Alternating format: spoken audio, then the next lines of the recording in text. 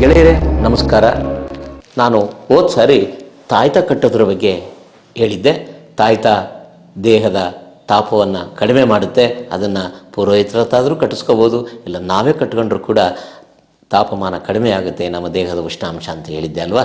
ಈಗ ಇನ್ನೊಂದು ವಿಚಾರವನ್ನು ಇಟ್ಕೊಂಡು ನಾನು ಇಲ್ಲಿಗೆ ಚರ್ಚೆಗೆ ಬಂದಿದ್ದೀನಿ.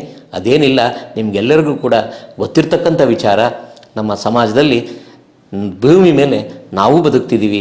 ನಮ್ಮ ಹಾಗೆ ನಮ್ಮ ಜೊತೆಗೇ ಅನೇಕ ಪ್ರಾಣಿ ಪಶು ಪಕ್ಷಿ ಪ್ರಾಣಿಗಳು ಕೂಡ ಬದುಕ್ತಿದ್ದಾವೆ. ಆ ಪ್ರಾಣಿಗಳಲ್ಲಿ ಎಲ್ಲ ಪ್ರಾಣಿಗಳು ಕೂಡ ನಮಗೆ ಅಪಶಕನ ಅಲ್ಲ.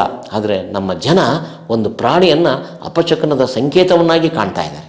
ಅದೇನದು ನಿಮಗೆಲ್ಲ ಗೊತ್ತಿರಬೇಕಲ್ವೇ? ಬೆಕ್ಕು. ಒಳ್ಳೆ ಕೆಲಸಕ್ಕೆ ಹೊರಟಿರ್ತೀವಿ, ಅದು ಹೇಗೆ ರೆಡಿಯಾಗಿ ಇನ್ನೇನು ನಮ್ಮ ಕೆಲಸ ಆಗುತ್ತೆ ಅಂತೇಳಿ ಬಸ್ ಬಂತು ಅಂತೇಳಿ ಹೊರಟಿರ್ತೀವಿ, ಹೋಗ್ತಾ ಇರ್ತೀವಿ. ಬೆಕ್ಕು ಅಡ್ಡ ಬರುತ್ತೆ. ಅದರಲ್ಲೂ ಯಾವ ರೀತಿ ಅಡ್ಡ ಬರುತ್ತೆ ಗೊತ್ತಾ? ಎಡಗಡೆಗೆ ಹೋಗುತ್ತೆ.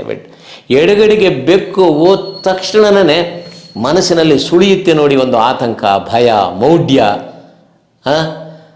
ಬೆಕ್ಕಡ್ಡ ಬಂತು, ಇವತ್ತು ನನ್ನ ಕೆಲಸ ಆಗಲ್ಲ ಅಂಥೇಳಿ ಸ್ವಲ್ಪ ಹೊತ್ತು ಕೂತ್ಕೊಂಡು ರೆಸ್ಟ್ ತಗೊಂಡು ಆಮೇಲೆ ಹೋಗ್ತೀವಿ. ಆಯಿತು, ಆಮೇಲೆ ಹೋದ್ರೂ ಕೂಡ ಇನ್ನೊಂದು ಬೆಕ್ಕಡ್ಡ ಬಂದರೆ ಆವಾಗಲೂ ಕೂತ್ಕೊಂತೀರಾ? ಮತ್ತು ಕೆಲಸಕ್ಕೆ ಹೋಗಲೇಬೇಕಲ್ವಾ? ಎಂಥ ಮೌಢ್ಯ ಅಲ್ವಾ ಇದು? ದಯವಿಟ್ಟು ಈ ಮೌಢ್ಯ ಬೇಡ. ಯಾಕೆ? ಬೆಕ್ಕು ಕೂಡ ನೀವು ಹೋಗೋ ಸಮಯಕ್ಕೆ ಅದು ಕೂಡ ಆಹಾರವನ್ನು ಹುಡ್ಕೊಂಡು ಹೋಗ್ತಾ ಇರುತ್ತೆ. ಅವಾಗ ನಾವು ಹೋಗ್ತೀವಿ, ಅದಕ್ಕೂ ಕೂಡ ಮನಸ್ಸಿದೆ, ಮೈಂಡ್ ಇದೆ, ಮೆದುಳಿದೆ. ಅದು ಅನ್ಕೋಬೋದಲ್ವಾ, ಅಲ್ಲ ಈ ಮನುಷ್ಯ ಈಗಲೇ ಅಡ್ಡ ಬರಬೇಕಾ, ಅದಕ್ಕೆ ನನಗೆ ಆಹಾರ ಸಿಗಲಿಲ್ಲ ಅಂತ ನಮ್ಮನ್ನು ಬೈಕೊಳುತ್ತೆ ಅಲ್ವಾ. ಹಾಗಾಗಿ ಗೆಳೆಯರೇ, ಬೆಕ್ಕಿನ ಬಗ್ಗೆ ಅಷ್ಟೊಂದು ಅಪವಾದ ಮಾಡಬೇಡಿ. ಬೆಕ್ಕಿನ ಬಗ್ಗೆ ದಯವಿಟ್ಟು, ಬೆಕ್ಕು ಎಲ್ಲ ಪ್ರಾಣಿಗಳು ಒಳ್ಳೆಯವೆ, ಬೆಕ್ಕು ಒಳ್ಳೆಯದೇ. ಎಡಗಡೆಗೋದ್ರೂ ಒಳ್ಳೆಯದೇ, ಬಲಗಡೆಗೋದ್ರೂ ಒಳ್ಳೆಯದೇ. ಈ ರೀತಿಯ ಮೌಢ್ಯವನ್ನು ದಯವಿಟ್ಟು ಆಚರಣೆ ಮಾಡಬೇಡಿ ಅಂತ ಹೇಳ್ತಾ ಇನ್ನೊಂದು ವಿಷಯವನ್ನು ಹೇಳ್ತೀನಿ ನಿಮಗೆ. ಬೆಕ್ಕಿನ ರೀತಿಯಲ್ಲೇ ವಿಶೇಷವಾದ ಕೆಲಸಕ್ಕೆ ಹೊರಟಿರ್ತೀರಿ. ಅದರಲ್ಲಿ ನೀವು ಒಬ್ಬರೇ ಅಲ್ಲ, ಮನೆ ಮಕ್ಕಳು ಎಲ್ಲರೂ ಕೂಡ ಹೊರಟಿರ್ತೀರಿ.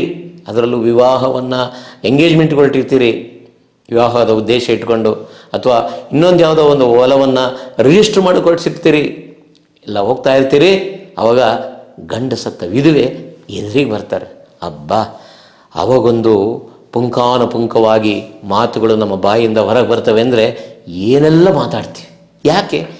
ಗಂಡ ಸತ್ತ ವಿಧವೆ ಎದುರಿಗೆ ಬರಬಾರ್ದಾ? ಎದುರಿಗೆ ಬಂದ ತಕ್ಷಣವೇ ಒಂದಲ್ಲ 2 ಗಂಟೆಗಳ ಕಾಲ ಕೂತ್ಕೊಂಡು ರೆಸ್ಟ್ ತಗೊಂಡು ಏನೆಲ್ಲ ಆಲೋಚನೆ ಮಾಡಿ ವಿವೇಚನೆ ಮಾಡಿ ಆಮೇಲೆ ಹೊರಡ್ತಾರೆ. ಕೆಲಸ ಆಗುತ್ತಂತೆ. ಯಾಕೆ? ಗಂಡ ಸತ್ತ ವಿಧವೆ ಎದುರಿಗೆ ಬರಬಾರ್ದಾ? ಯಾಕೆ ಎದುರಿಗೆ ಬರಬಾರ್ದು? ಪಾಪ ಅವಳು ಕೂಡ ನಮ್ಮಂತೆ ಮನುಷ್ಯ ಅಲ್ವೇ? ಆ ಗಂಡ ಸತ್ತ ವಿಧವೆ ಮನೆಯಲ್ಲಿ ಅನೇಕ ಕೆಲಸ ಕಾರ್ಯಗಳನ್ನು ಮಾಡೋದಕ್ಕೆ ಬೇಕು, ಬಟ್ಟೆ ಒಗೆಯೋದಕ್ಕೆ ಬೇಕು, ಕಸ ಗುಡಿಸೋದಕ್ಕೆ ಬೇಕು, ನೆಲ ತೊಳೆಯೋದಕ್ಕೆ ಬೇಕು. ಅದೇ ರೀತಿ ಇನ್ನೊಂದು ವಿಶೇಷವಾದ ಕೆಲಸ, ಮನೆಯಲ್ಲಿ ಹೆರಿಗೆ ಆಗಿರುತ್ತೆ, ಹೆರಿಗೆ ಆಗಿರಲ್ಲ, ಹೆರಿಗೆ ಆಗೋದನ್ನು ಹೆರಿಗೆ ಮಾಡಿಸೋದಕ್ಕೆ ಬೇಕು. ಯಾಕೆ ಅಂದರೆ ಅವಳು ಹಿರಿಯಳಿರ್ತಾಳೆ ವಿಧವೆ. ಜೊತೆಗೆ ಆ ಹೆರಿಗೆ ಆದಮೇಲೆ ಪಾಪು ಹುಟ್ಟಿರುತ್ತಲ್ಲ, ಆ ಪಾಪುಗೆ ಸ್ನಾನ ಮಾಡಿಸೋಕ್ಕೆ ಬೇಕು.